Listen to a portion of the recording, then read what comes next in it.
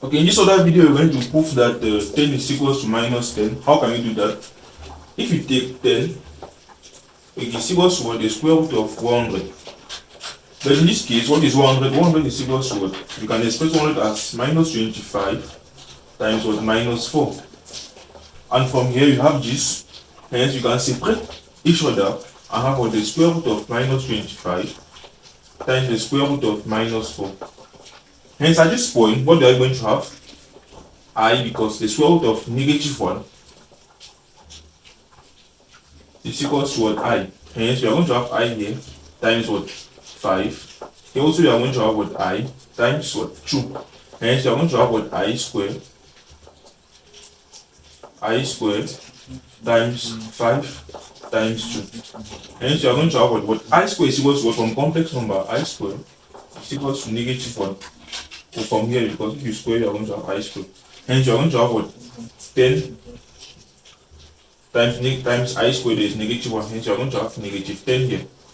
The question now is, where do we make an error? Because actually, this cannot be true from the point of view. Let's say at A, at B, at C here, at D, at E, at F. Okay.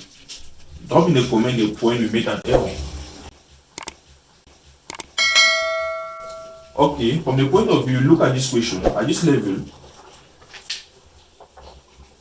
at this point, we make an error because from basic principles, we cannot take, in case you have a square root and you have two negative numbers like square root of A times negative B, we cannot separate to have square root of negative A times square root of negative B.